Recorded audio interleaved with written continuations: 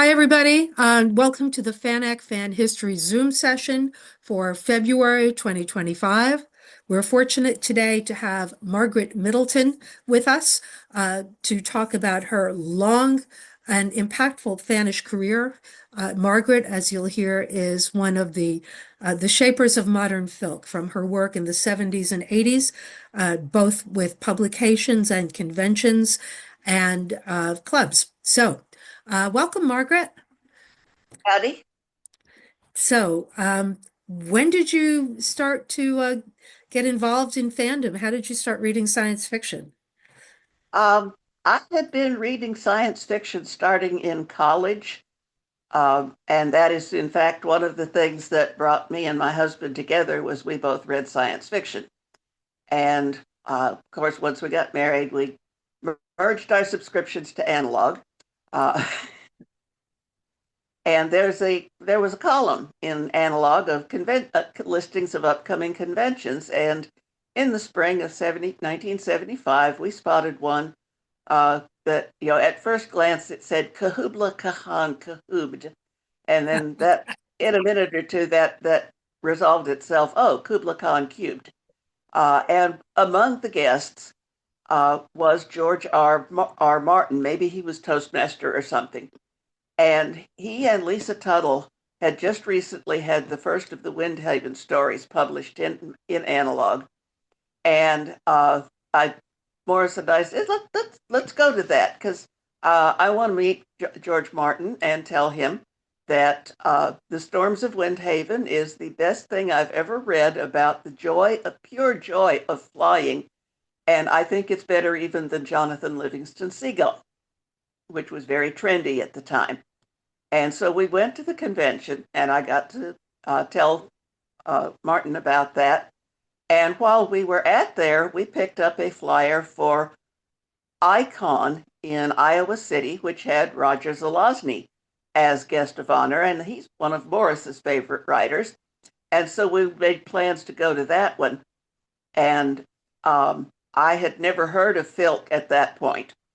So that evening, Friday evening, Saturday evening, I was sitting on a table in the banquet room watching Forbidden Planet with half of the tablecloth wrapped around my shoulders because it was kind of cool in there. And the other half of the tablecloth was wrapped around Phil Folio. And so I met my first BNF sitting there watching Planet for the first time without commercials. I'd only ever seen it on TV.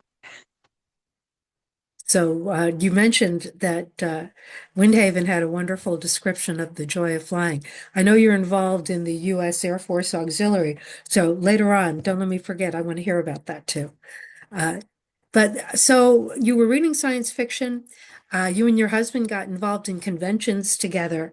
Uh, when did you start filking? What were you doing with fandom before you were filking? How did you get started with filking? I was basically just reading still just reading analog until we got to Icon. And the hotel was not a tall hotel. It was like 4 stories tall. And our room was on the top floor. And one point Saturday, I got on the elevator, and there in the elevator were Joe Haldeman and Gordon Dixon. And this was also about the time when just about every issue of Analog had something in it by Gordon R. Dixon, either a short piece or a portion of a serialized novel. And I went all fangirl. Oh, Mr. Dixon, I am so happy to meet you. My husband and I stake out the mailbox when it's time for Analog to come in because he wants to read John W. Campbell's snarky replies. That I didn't call him snarky, I didn't know that word then, replies in the letter column, and I want to read whatever is the newest thing of yours. And that was the last time I ever called him Mr. Dixon. From then on out, it was Gordy, and it was also Joe with Joe Haldeman. And by the time the elevator got to the ground floor, I knew where that evening's Filk was going to be. And I went, and it kind of blew my mind. I had to leave at midnight because we had not taken the precaution of taking Monday off work as well as Friday, which meant we had to drive from central Iowa to central Arkansas down the long way of Missouri on Sunday to get back home so we could be at work on Monday. And on that drive, I wrote two Filk songs.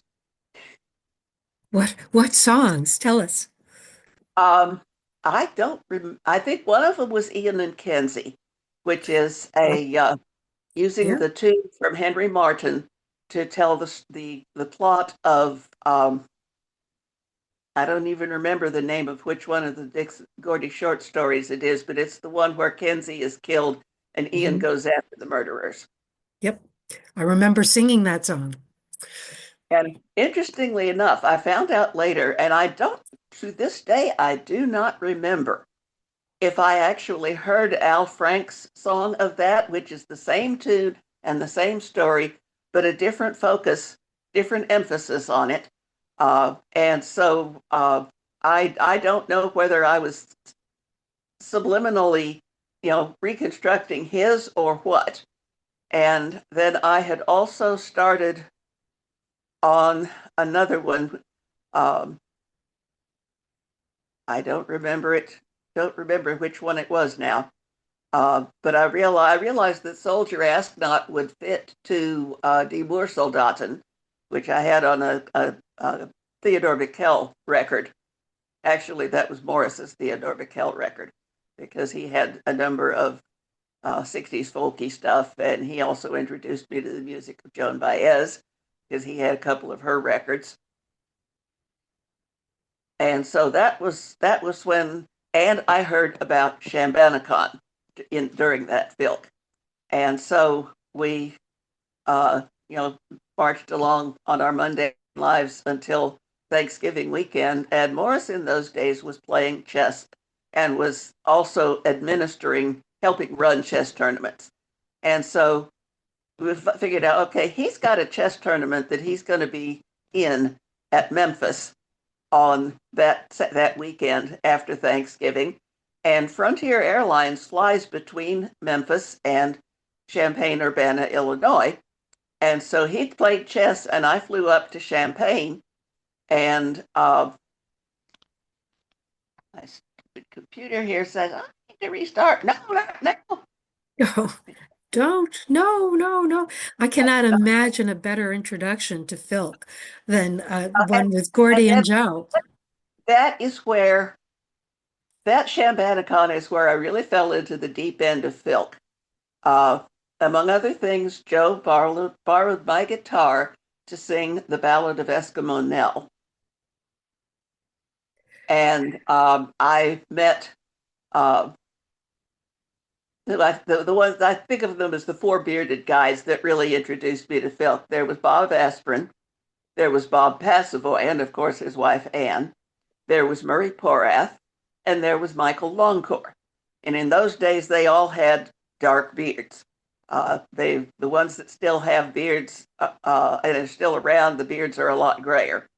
And of I course, remember that. Bob Yang is no longer with us, but the rest of them are around. And I haven't seen Murray in quite a few years because he moved out to the West Coast. He used to be in Louisville in those days. So once you got involved with filking, was that the major part of your FANAC? I seem to recall you did a lot with local clubs and local conventions as well. Well, at that point, I had sampled a little bit of FANAC. I remembered making a costume for the costume contest at Icon, and started doing a fanzine, Arkan Fandom. And then, but once I discovered Filk, that's where I really found my family within fandom was the Filkers, and how the conventions that I was involved with got started was uh, a couple of years along. I had been east to Nashville and Louisville, and I had been west to Tulsa, and I don't remember if I'd been to one in Dallas yet, and I'd been north to Shambanicon. And I was thinking, dang, that's a lot of driving. Uh, Although that very first Shambanicon I did fly, but the rest of them I drove to. Um, And so I decided, and I had discovered the local science fiction club, which at that time was really two groups. One of it was the SF group, and the other one was the local branch of the Mythopoeic Society. But there was a lot of overlap in the membership.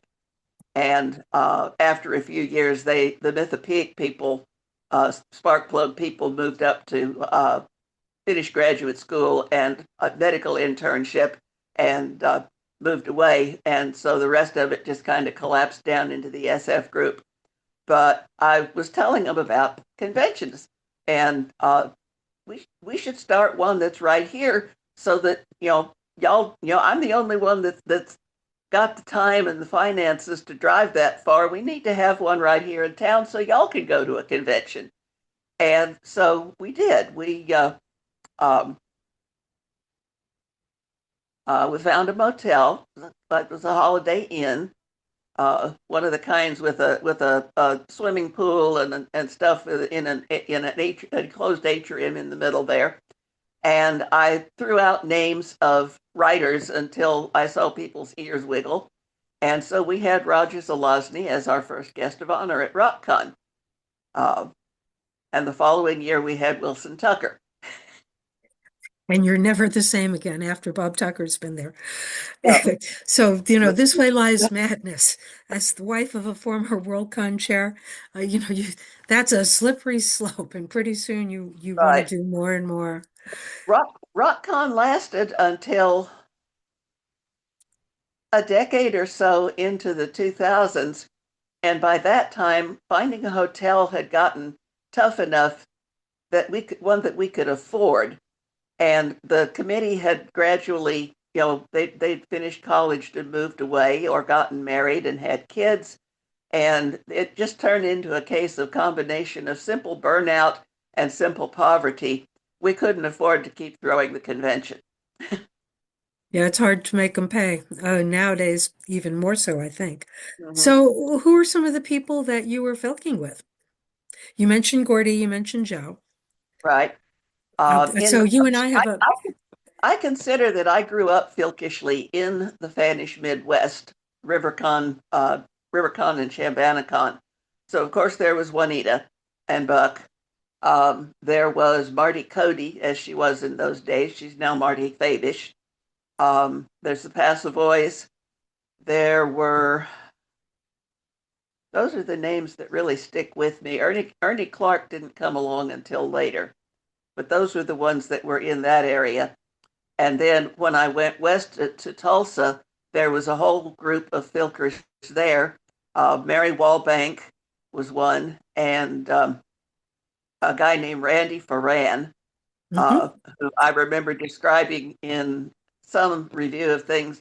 Randy gets away with being nearly inaudible on his recordings because his words are so damn uh, what was the word that I used? So damn clever that we're Mhm. willing to shut up and listen. He wrote some lovely songs. I used to sing with Franny Mullen, who was also from Tulsa, Yes. and she brought some of those songs to Mhm. Southern Florida, Right. and And so we were singing all those same songs. there was a whole group of Spanish ladies in Tulsa that actually did a recording as the group called the Great Broads of the Galaxy.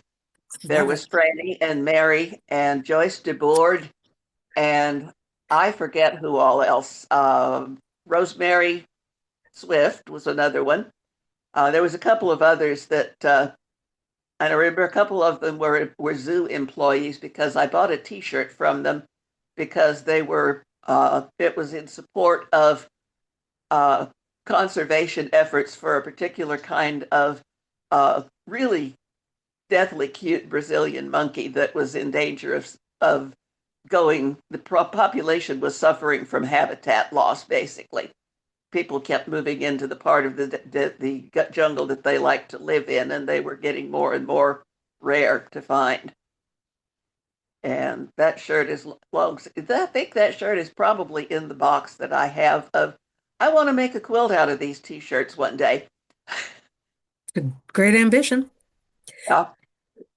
So you're traveling to conventions, you're singing, you're starting and running conventions in your local area. There's a club, I assume. You got to have people to staff those conventions. Right. Yep. And Morris So and I went to several Worldcons, uh, the Boston which and one? What was your first Worldcon? And you said Big Boston. Mac. Which Boston? Our first Worldcon was Big Mac, Okay. and It's my so second.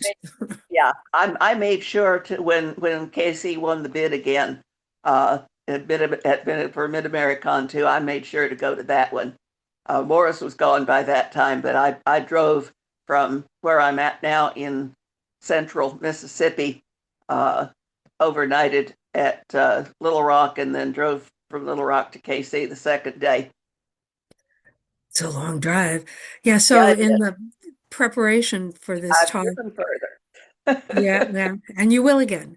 Margaret and I discovered that we were both in the all-night filksing at Big Mac in 1976, a little while ago. Um, at, so at at this past OVFF, back in those days, I was still collecting repertory, and so I carried a tape recorder with me. And the one that I had at Big Mac was really about the same footprint size as my cell phone. And so I was putting C120s into it to collect stuff on. And after I learned what I wanted off it, it went carefully into a box and was stored indoors. And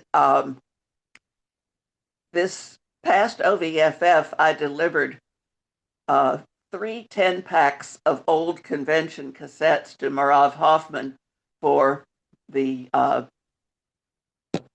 Harold Feld Memorial Filk Archive. And the recordings that I did at Big Mac were amongst those. I think, was that where Joe did Stan Long for the first time? Probably not the first time. It might have been. Just a I while was ago. doing the math, having gotten into fandom in 1975, 85, 95, 05, 15. Yeah, I'm coming up on my 50th anniversary in fandom this Party. May. You have to go to a convention and have a party. It's the rules, you know. Uh, Did so I did I did briefly meet Robert Heinlein at that one, and that was also where I really met the Dorsai Irregulars as a group because they had kind of coalesced around Mr. Heinlein to form give him a bit of physical space to keep the ravening hordes from just simply drowning him, and give him a place to where he could actually sit down and eat without people coming right up to him and interrupting his meal for autographs. Um, yeah, there was some controversy about that. Uh, eh, so you went to Worldcons and you did the Filks there. You went to Boston, probably ran into Filthy Pierre and the Microfilks. Could you oh say a yes. little bit about filking as it was then and the different styles that you encountered? Okay. Let me think here. The What I grew up in Filkishly was Midwestern chaos, Hmm. where you if you had a song to follow, you jumped in with it or stood up and went "Whoa!" to get people's attention if you were singing without benefit of instrument.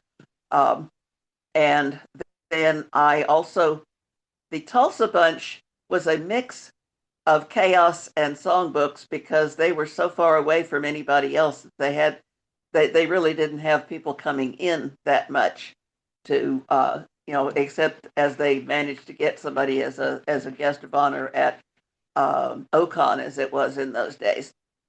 And so somewhere along the way, I did a one shot songbook called On and On into the Night, which I was to take with me to Tulsa, and I had also started going to AggieCon at Texas A&M University, and I was picking songs that were good sing-alongs for that one. that had a nice rousing chorus that could be learned quickly and sung along with by the second verse. And so that's where how I got into fannish publishing, aside from Arc and Fandom. And I think I still have a copy of On and On into the Night in one of these ring binders behind me. I think, is that the one that you scanned for us? Because I think it's up on FANAC now. May have Yeah, been. so Joe, can you find the link and put that in the chat? So what I remember from those days, tell me if your experience was similar, is that on the East Coast, there was a lot of turn your songbook to page 37 and everybody sing together. On the West Coast, there was an awful lot of performance. And then in the Uh, middle was what you're describing as Midwest chaos. right. Yeah, I had not been out to the West Coast for filking yet. Um, I That wasn't until the Bay Filk conventions got started. They had me out there as one of the guests of honor. But on the East Coast, yeah, there were the Johns Hopkins Science Fiction Association and NESFA both published hymnals, quote unquote, that were about 3/4 of an inch thick. And I bought each of them. I bought both of them. Hops for Hymnal, the Yep. granddaddy of all songbooks. You were kind of a pioneer in publishing a regular Filk a fanzine dedicated to Filk. There had been songbooks, there had been Filk songs in fanzines, and there were um, uh, Filk popped up everywhere because when I got involved in it, almost everybody sang some of the time. You know, they broke out in parties. Everyone had written a Filk. Professionals had written a bunch of Filks, and it was one of the things that fans did. Um, the I think I've lost my train of thought now, but it really started to separate out into the Filk community and to the non-Filk community. Can you talk a little bit about your experience with that? How was it when you got started? How did you see it develop? And then tell us about what you see are the differences to Filk now versus then. Right. Well, when I got into Filk was, as Marion Zimmer Bradley put it, done in private by consenting adults after dark. We'd gather up in somebody's room. Word would be passed, word of mouth. After a while, there would be flyers put up on the bulletin board saying, the Filk is in such and such of a room. But basically, it was word of mouth. It was in somebody's room, and I wrote a song about that too. But we'll sing in someone else's room next time. Yeah, we used to do the elevator thing where you'd start at the top of the hotel and go down floor by floor and listen for parties and singing, and you would just follow your ears. Right. And yeah, eventually um, conventions started at least making it known to the Filk community that such and such a function room would be empty and would be unlocked at the end of programming. And so if we had more people than would fit into a room, we were welcome to go down there. And then gradually, it became uh, a mentioned item. It may or may not have been a actual music track uh, yet, but it was mentioned in the program book that the Filk would be in such and such a function room beginning at such and such a time, usually 10 o'clock or later. Uh, we feel very spoiled when we have Filks that actually start at 8 nowadays, let alone afternoon Filks. Uh, and when when FanCon in Dallas got going, it's up to, this was FanCon 20 this year, which I didn't make it to. I had a membership and I had a carpool, I had a room split, and 2 days earlier than that, I woke up with a fever. Oh dear. Uh, and so I told everybody, no, I'm between that and I've got a doctor's appointment the day before in I had two doctor's appointments the day before. One of them was 2 hours away in Tupelo. The other one was 2 hours away in Oxford. And then I would be getting up the third day and driving 6 hours to Little Rock and then 6 hours again to Tulsa, to, excuse me, Dallas, Fort Worth. And this was like 2.5 weeks after my 77th birthday. And all that driving just got too intimidating, especially when I woke up with a fever. And so I told, texted and emailed everybody and said, I'm not going to make it to FinCon. It breaks my heart, but I'm not going to do the drive. We're all waiting for true self-driving cars, and then we never have to have that problem again. We'll just let the car Right. get us there. Not quite That there or yet. the transporter beam. Yeah, well, I think the cars will come first. So say a few words about how you see Filk sessions today. Are they more performance oriented? It looks to me like there are more groups of people singing as an established group, and they're all very different, I think. Yes, there are definitely more and more groups who actually live close enough together to rehearse frequently. I can remember 1984 or 83 thereabouts, the trio Technical Difficulties. Yeah. From the East Coast ladies, they called themselves Technical Difficulties because one of them lived in Boston, one of them lives in Greenbelt, and I forget exactly where the third one lived. But that was Sheila, and she moved to Pittsburgh before too long, and so they wrote a song about how yeah they have technical difficulties just getting together to rehearse, and there are more and more groups that do live close enough to rehearse consistently. Um, uh, well, Echo's Children. It was a duo from the West Coast, but Urban Tapestry in Toronto is a trio. There are, as I said, the Great Broads of the Galaxy. They didn't travel, but they did do one recording, one cassette recording. Um, the Three Weird Sisters that originated in Atlanta when they all lived in Atlanta. But now Brenda lives in, let's see, Mary Kroll is now in Alabama. Brenda's in Atlanta. Um, Teresa is still out in the Atlanta area. Excuse me, Brenda's in Indiana. And Gwen Rafferty, who was one of the original Three Weird, is now in Scotland. Uh, After falling in love with an Englishman and moving to England and getting, marrying him and becoming a naturalized British citizen.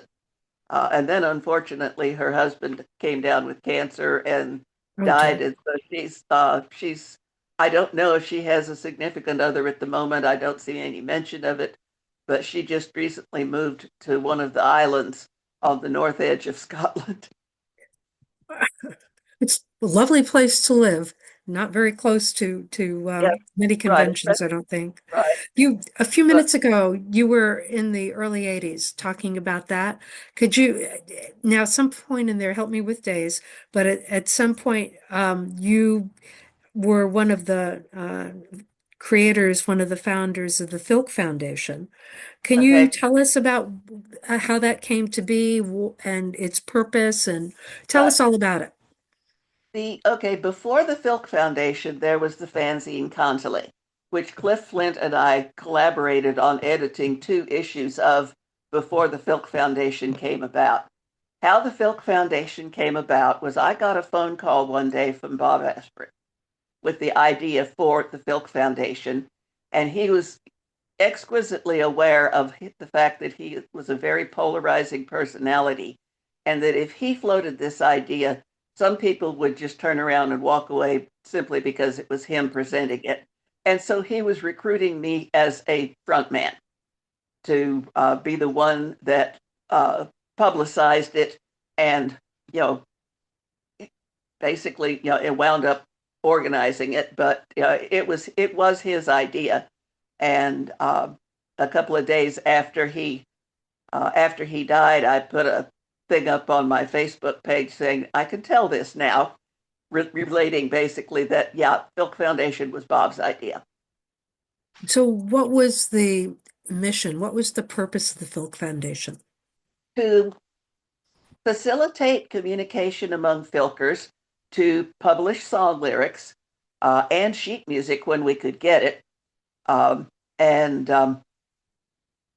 Eventually, after about a year or so, I'd have to look at my uh, file copies of Kantele to tell the Filk Foundation also adopted Kantele. And then we organized a Filk convention in Chicago in the summer of approximately 1978 or so. Uh, Again, I'd have to look at that issue of Kantele, but we uh, we organized a Filk convention. Bob Passavoy was the on the spot guy, and I was still in Arkansas at that time, and I forget who all else. Kurt Klemmer, who is one of the absent friends now, is also in Chicago. He and Bob were the ones that found the hotel and did the setup there. And And so that was I Filkcon started 1, at Filk conventions. and the name of that convention was, Filkcon one and that was the first of the specialized Filk conventions, right? that, that I'm aware of. Wow. As far as fanzines, I have since learned that Xenophilkia out of Mhm. Southern California predates Kantele by a couple of years. But I didn't know any of the West Coast fans at that point, so I did not know that Xenophilkia existed when Cliff and I put Kantele together. Um, if you see this illustration over my shoulder here, that is a pen and ink original by James Odbert that was done as a cover for Kantele, the issue that I pulled together as many of the songs attributed to Riesling as I could find. And that's a portrait of Riesling on the wall behind me. Right. And let me just shout out to the people that are attending the Zoom. We have not found a set of Kantele, which I always called Kantele, to scan and put up online. And Margaret has given permission. So if someone's got a set that they can scan for us, that would be wonderful. And we will then put it on and make it available. I believe I have seen the Riesling issue that you described, but now I want to go see it again, and I can't find my copy. So, When we first started publishing the zine, we were also pronouncing it Kantele, which was named after the Finnish lap harp that sort of looks like a zither. Um, and it wasn't until Helen Jo Hewitt from Austin, Texas, came up with some stuff about music from Finland that the pronunciation got corrected, and it is in its original look. The origin of that harp, it is pronounced Kantele, and so we've been pronouncing it ever since that information was made available. you did a lot more than be the front man for the Filk Foundation. Can you tell Yeah, us about? I wound up as basically the secretary and treasurer and fanzine editor and keeper of the membership rolls until, oh heavens, we were back in Little Rock, and I don't remember what year exactly it was that the Filk Foundation folded up, but I polled the membership and said, "Hey, our what we started out to do has now been taken up by a bunch of other entities as far as publishing Filkish music, organizing Filkish conventions, and all that. And then there's this thing called Interfilk, which exists to bring people who are new and wonderful in Filk, but aren't able to travel very far away from home. So bring people from their home space to a Filk convention that is one that they would not ordinarily get to, like Sherman Dorn from Tampa, Florida, then. was sent to the West Coast Filkcon as an Interfilk guest. Ghost of a Rose, which was a group that used to filk in the Dallas-Fort Worth area, were sent to Toronto as Interfilk guests. And those are just the two that I'm best acquainted with that were Interfilk guests and where they went to it. It's been going on and going on and going on. That Terence Chua was brought from Singapore to. Wow. He wound up doing a tour of conventions that they split up the travel costs amongst. He was Interfilk guest here, he was fan guest here, he was music guest here, and he eventually settled in Atlanta for a while to do graduate school in history. He got interested in the American Civil War and earned himself a master's degree before he went back to Singapore to his day job as a municipal court judge. Or maybe That's it's a criminal courts judge, but he was a trained lawyer and actually had a job as a judge there. And he's gone back to that and got married and had one or two kids by now. it's a heck of an But arc. he pops up on Facebook every now and then. So, what impact did the Filk Foundation have? So, you were doing chief cook and bottle washer. It started out as Bob's idea, Yang's idea, but it lasted for 5 years, 10 years. Longer than that, because it was after, let's see, my daughter was born in 84, and it wasn't until she was up in elementary school so 10-ish years, 15-ish years, something like that. Eventually, the last, I think it was $1,500 and something in the Filk Foundation's treasury. After polling the membership and getting approval, I wrote a cashier's check to Interfilk, had the bank make a cashier's check for whatever was left in the account, and delivered it to the Interfilk people at the next Filk convention that I went to, which was probably OVFF. Yep. Um, so So, that wound out the Filk Foundation, but it inspired a lot of other. Now that we had a Filk convention in Chicago, and the next year we had one in Toledo, and the next one, the people out in California threw a Filk convention.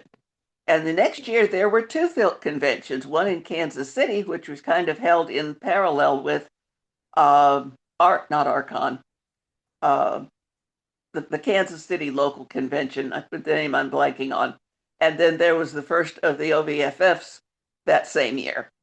And for a couple of years, there were East and West Filkcons until they finally decided, okay, let's just have them separate times of the year, and each has its own name, and they've got to be a whole circuit of Filk conventions, because there was OVFF, there was Bay Filk, there was Consonance, there was what was the one that MusicCon in Nashville that Lee Billings ran for a while. There was one in Joplin, Missouri that was a Filk convention. That was a collaboration of the Kansas City and the Tulsa people. you have a fabulous memory for details. Let me congratulate you before we go any further. So a lot of local conventions seem to be expiring. I don't know if it's exhaustion for the con runners or what, but a lot of them are fading away. With all this a glorious diversity of Filk conventions, do you see the same thing happening there? Not really. There have been a couple that faded away basically because of burnout of the CONCOM. Um, I know a couple of years back, it looked like Filk Ontario was going to go that route until Chris Clark and a couple of other people said, no, we can't let FKO die. And so they had it online for a couple of years, and it was in person. There has been another in-person FKO. I've been up to that one. They had me as Toastmaster one year, and then in 2017-ish, I drove uh, picked up a fannish filkish lady in Tupelo, and we drove to we went to Chicago. What was the last FK? No, it was I'm getting the wrong convention here. What I did was I drove to where Cat Faber was by then living in Eastern Tennessee, and picked up her and Lauren, who is now Lauren Oxford, but she was still Lauren Cox there. And then we drove from there to Michigan, where I stayed overnight with Clark Weirda and Margaret Bumby, and the other ladies stayed with Peter Alway. And then we drove on to Filk, Ontario from there, uh, just going to Filk, Ontario. That was the year that I learned I need to advise my bank card people that I'm going to be out of country, because when I went to buy some gas on the way to get home, actually it happened when I went to pay my hotel bill, my credit card was declined because I was out of country. Fortunately, my room split was able to pay the whole hotel bill, and I wrote her a check for my split of it. And when it came time to get gas, my Kat and Lauren and I pooled our pocket change and came up with enough cash to, in a mixed Canadian and American, to go in at the gas station and say, okay, we want to buy this much gas for that green truck out there on whatever pump it is. And that got us back to Michigan, where my credit card started working again. And I was able to top it off for the drive back home. It's a little scary, isn't it? It's for your own good, I'm sure. I'm sure. So you described how you came into filking and you came to it from a love of science fiction. And that's how you started going to conventions. That's how you ran into Gordy and Joe and you launched your filking career. Is that still true? I mean, it seems almost that filk is separate now. Are the people coming in, are they science fiction fans that sing, or are they people that sing that maybe read science fiction? Some and some. The poster child for the people that sing "Discovering Fandom," I think, is Carla Obrick, who she's a professional folkie. She had a gig in the Atlanta area. Well, and Glenn Knighton was also in the folk circuit, maybe not pro, maybe semi-pro, and they each of them was said, "You got to come, to this convention. You'll like the music that happens there." And Carla really fell in with a gleeful splash, and so did Gwen. Um, and one of my favorite Carla quotes is, she says, "With a Filk audience, you never have to explain a pun." Well, that's great. That's uh yeah, and it's the audience is And still oh, enthusiastic and no one's there's eating dinner and ignoring you. readers, people who read SF and fantasy, discovering Filk. There's always been an influx from the Society for Creative Anachronism. It wasn't just Yang and his friends from the Mongol Horde. There were mainline Aaron, Scotty that also read fantasy and SF and drifted into Filk. Um, I think well, I don't remember if, yeah, Wolf was part of the Mongol Horde. No, Wolf was not part of the Mongol Horde, but he did become the Mongol Horde was really kind of before my time, because Yang was already out of the SCA by the time I met him. And Moonwolf, I know, was mainline because he's been King of the Middle a couple or three times. He is Duke Moonwolf of Rivenstar within the society. And so there were people who came in from that route, because there's a strong bardic tradition within the SCA, and with a strong fantasy content, which then becomes the connecting point to draw somebody from that background into Filk, and meet people from further away than the catchment area of their local SCA events. you described that fateful elevator ride and Joe and Gordy. And I think the first Filks I was in among the first ones were, Paul and Karen were there. There were a whole bunch of professional writers that were part of it. CJ would always go to the Filks, and so is that still true? Is it still? It used to be that Filk was something fans did, and the writers came out of it, like Julia Eckler, who was a Filker first before she became a published author. Uh, can you say a little bit about the interaction of the professional class with the singing class? Oh, well, of course, back in the day, Paul and Karen were already filking out there in California. And in fact, uh, Karen is the one, I think, is the one that discovered that infamous typo in the fanzine title about the effect of something on something on folk music. That was the one that they had to mail in a plain brown wrapper because he discussed a whole lot of raunchy songs in that. But Karen was one of the people that encouraged the adoption of the term filk, and it was one of Pohl's songs, the Ballad of Barbarous Allen, that Hmm. was deliberately labeled as a Filk song when it was published in their fanzine. A very fortunate And typo. I was able to Filk with them a number of times. Um, I can remember there was an AggieCon where they were among the guests of honor. And there was me and one other guy who really had any background in Filk. This is at the time that I was distributing the On and On into the Night book and the early issues of Kantele.